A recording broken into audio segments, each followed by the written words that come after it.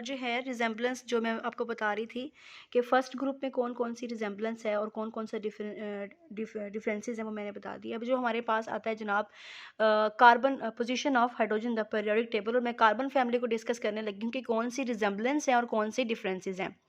तो रिजेम्बलेंस ये है कि देखिए हाइड्रोजन ये चाहता है कि इसके आखिरी शेल में 2 हो जाएं, वो स्टेबल हो जाए। बाकी सारे एलिमेंट्स हाइड्रोजन और हीलियम ये चाहते हैं कि उनके आखिर में, हीलियम के पास तो पहले से 2 होते हैं और हाइड्रोजन चाहता है कि वो हीलियम की तरह अपने आखिरी शेल में 2 इलेक्ट्रॉन पूरा करके स्टेबल हो जाए। और पीरियोडिक टेबल में बाकी सारे एलिमेंट्स के आखिर में 8 इलेक्ट्रॉन्स पूरे होते हैं, वो स्टेबल होते हैं।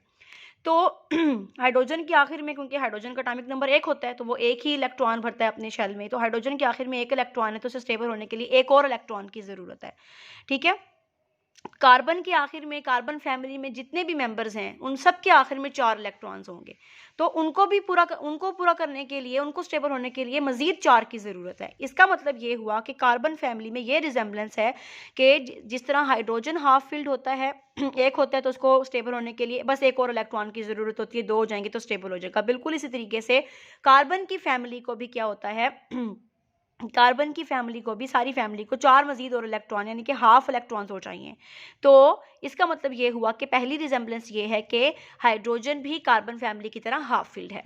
अच्छा, अब हमारे पास क्या है, हाइड्रोजन और कार्बन फैमिली कोवलेंट बॉन्ड्स बनाते हैं। आपको पता है, आपने ऑर्गेनिक में पढ़ा है, कार्बन मीथेन इथेन इन सब के साथ हाइड्रोजन बॉन्ड बना रहा होता है। तो कार्बन जो है, कार्बन की फैमिली और जो है हाइड्रोजन, ये दोनों क्या करते हैं, कोवलेंट बॉन्ड्स बनाते हैं, क्योंकि हमने रिजेम्बलेंस भी पढ़नी और इनके डिफरेंसेस भी पढ़ने हैं। दोनों के अंदर, कार्बन की फैमिली के अंदर भी रिड्यूसिंग प्रॉपर्टीज होती हैं और हाइड्रोजन के अंदर भी रिड्यूसिंग प्रॉपर्टीज होती हैं। इनकी इक्वेशन से मैं जाहिर करूंगी। फॉर एग्जांपल, हमारे पास क्यूप्रस ऑक्साइड है और साथ में मैंने H2 ले लिया, तो हमारे पास कॉपर बन गया, और ऑक्सीजन की जो है वो क्या हो गया, हाइड्रोजन जो था उसने ऑक्सीजन को ऐड कर लिया है। ठीक है। तो हमारे पास क्या है, इनमें रिड्यूसिंग प्रॉपर्टी होती है। स्टेनिक ऑक्साइड लिया है कार्बन फैमिली के साथ, स्टेनिक अलग हो गया है और हमारे पास कार्बन डाइऑक्साइड बन गया है। तो इसमें जस्ट 3 सिमिलरिटीज ये थी कि कार्बन फैमिली की तरह हाइड्रोजन भी हाफ फिल्ड है, दोनों कोवलेंट बॉन्ड्स बनाते हैं, हाइड्रोजन भी कोवलेंट बॉन्ड बनाता है और कार्बन की फैमिली भी कोवलेंट बॉन्ड बनाती है। तीसरा ये था कि हाइड्रोजन में भी रिड्यूसिंग प्रॉपर्टी है, हाइड्रोजन की ये वाली इक्वेशन लिख दीजिएगा, और कार्बन की पूरी फैमिली के अंदर भी क्या है, रिड्यूसिंग प्रॉपर्टी। अब हम बात करते हैं किसकी, डिफरेंसेस की। तो डिफरेंसेस में ये है कि हाइड्रोजन में आपको पता है 2 इलेक्ट्रॉन होते हैं, तो हाइड्रोजन के आखिर में s ऑर्बिटल होता है, जबकि कार्बन जो है, कार्बन सिर्फ कार्बन नहीं, कार्बन की पूरी फैमिली जो है उसका आखिरी इलेक्ट्रॉन p ऑर्बिटल में होता है। इसमें आप ऐसे भी लिख सकते हो, the outermost electron of the hydrogen will be in the s orbital, whereas the outermost electron of the carbon family in the p orbital. ये पहला डिफरेंस आ गया। ठीक है। दूसरा डिफरेंस, हाइड्रोजन बच्चे हमेशा गैसियस फॉर्म में होती है, जबकि कार्बन की पूरी फैमिली सॉलिड फॉर्म में है। तो ये 2 डिफरेंसेस हो गए। तीसरा डिफरेंस हमारे पास ये है कि हाइड्रोजन को अपना हाफ फील्ड जो है उसको पूरा करने के लिए जस्ट 1 इलेक्ट्रॉन की ज़रूरत है। ठीक है। जबकि जो कार्बन है उसको फुलफिल करने के लिए, 8 इलेक्ट्रॉन पूरे करने के लिए उसको भी मजीद कितने इलेक्ट्रॉन्स की, उसको तो 4 इलेक्ट्रॉन्स की ज़रूरत है। तो यहाँ पे भी फ़र्क आ गया, इसको 1 की ज़रूरत है, इसको 4 की ज़रूरत है। ठीक हो गया।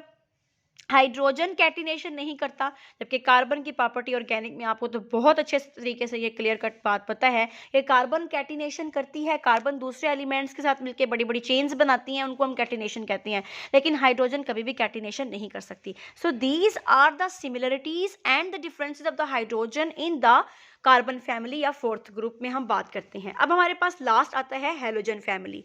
इसमें भी हमारे पास बहुत सी सिमिलरिटीज हैं और बहुत से क्या हैं, डिफरेंसेस हैं। तो पहला रिजेम्बलेंस ये है कि हाइड्रोजन यूनी नेगेटिव आयन है। जैसे कि आप देखें, सोडियम हाइड्राइड बनाते हैं तो उसके ऊपर H नेगेटिव आता है, इसी तरीके से fluorine, chlorine, bromine, iodine, F negative, Cl negative, Br negative, बच्चे इन सब के ऊपर नेगेटिव होता है। ठीक है। अच्छा, सबसे इंपॉर्टेंट चीज, 7th ग्रुप के एलिमेंट्स भी क्या है, नॉन मेटल्स हैं, और हाइड्रोजन भी नॉन मेटल है। अच्छा, आयनिक कंपाउंड्स बनाएंगे ये, ठीक है ना, क्या बनाएंगे, आयनिक कंपाउंड्स, और हेलोजन फैमिली जो है वो भी आयनिक कंपाउंड्स बनाते हैं अल्कली मेटल्स के साथ मिलके। हाइड्रोजन अल्कली मेटल के साथ मिलके आयनिक कंपाउंड बनाएगा, और फ्लोरीन, क्लोरीन, ब्रोमीन ये भी क्या करेंगे, अल्कली मेटल्स के साथ मिलके क्या बनाएंगे, आयनिक बॉन्ड बनाएंगे। ये सिमिलरिटीज 3 होगी। अब इनके डिफरेंसेस, भाई हाइड्रोजन को अपना वैलेंस शेल पूरा करने के लिए जस्ट 1 इलेक्ट्रॉन की जरूरत है। ठीक है। और इनको कितने इलेक्ट्रॉन्स की जरूरत है, सॉरी, इनके वैलेंस इलेक्ट्रॉन ज़रूरत नहीं, इनके वैलेंस इलेक्ट्रॉन में एक इलेक्ट्रॉन होता है, जबकि इनके वैलेंस शेल में कितने इलेक्ट्रॉन्स होते हैं? 7 होते हैं। समझ आ गई बात की? बल्कि आप इसकी सिमिलरिटी में ये भी बात भी लिख सकते हैं कि हाइड्रोजन को भी एक इलेक्ट्रॉन की ज़रूरत है स्टेबल होने के लिए, और हेलोजन को भी एक इलेक्ट्रॉन की ज़रूरत है स्टेबल होने के लिए। डिफरेंसेस में बच्चे दोबारा बता देती हूँ, ये बात आ जाएगी कि हाइड्रोजन के आउटर मोस्ट शेल में एक इलेक्ट्रॉन, जबकि हेलोजन के आउटर मोस्ट शेल में एक इलेक्ट्रॉन। हाइड्रोजन जो है वो इजीली लूज नहीं कर सकता इलेक्ट्रॉन, ठीक है, लेकिन हैलोजन जो है वो क्या करते हैं, इजीली लूज नहीं कर सकता इलेक्ट्रॉन, लेकिन लूज कर सकता है। लेकिन हैलोजन इलेक्ट्रॉन्स को लूज ही नहीं करते, गेन करते हैं, तभी तो इनके ऊपर नेगेटिव चार्ज होता है। देखें, पहला फर्क ये था कि हाइड्रोजन के आखिर में एक इलेक्ट्रॉन और इनके आखिर में 7 इलेक्ट्रॉन्स। हाइड्रोजन लूज कर सकता है इलेक्ट्रॉन, वो और बात थी कि इजीली नहीं कर सकता, लेकिन कर सकता है, हैलोजन नहीं कर सकते। ठीक हो गया। इसके अलावा हमारे पास यह है कि जी हाइड्रोजन तो गैस है, तो फ्लोरीन और हमारे पास जो पहला मेंबर होता है क्लोरीन, ये तो गैसेस है, लेकिन ब्रोमीन, आयोडीन ये लिक्विड है, एस्टेनिन जो है वो सॉलिड है। तो अब हमारे पास आयोडीन भी सॉलिड फॉर्म में भी होती है, तो इसका मतलब ये हुआ कि हाइड्रोजन तो गैशियस फॉर्म में थी, इनमें से कुछ लिक्विड भी है, कुछ सॉलिड भी है, और कुछ जो है ना गैस, इनमें से सिर्फ आई थिंक फ्लोरीन है और क्लोरीन है। तो ये 3 डिफरेंसेस हो गए। इसके अलावा हमारे पास ये चीज़ है कि जनाब हाइड्रोजन के आखिर में एस ऑर्बिटल होता है, जबकि हेलोजन्स के आखिर में पी ऑर्बिटल्स होता है। ठीक हो गया। इसके अलावा हमारे पास ये है कि जो हाइड्रोजन के ऑक्साइड्स होते हैं वो स्टेबल होते हैं, और हेलोजन के जो ऑक्साइड्स होते हैं वो स्टेबल नहीं होते। ये बहुत इंपॉर्टेंट क्वेश्चन है, इसका भी टेस्ट होगा। प्लस इसके अलावा atomic orbital treatment of benzene कर लें, और अभी आप स्टेबिलिटी रहने देंगे। ये 2 टॉपिक, हाइड्रोजन की पोजीशन का टेस्ट होगा आज आपका, प्लस आपका टेस्ट होगा जो है वो उसका जनाब क्या बताया मैंने, हाँ, atomic orbital treatment of benzene का।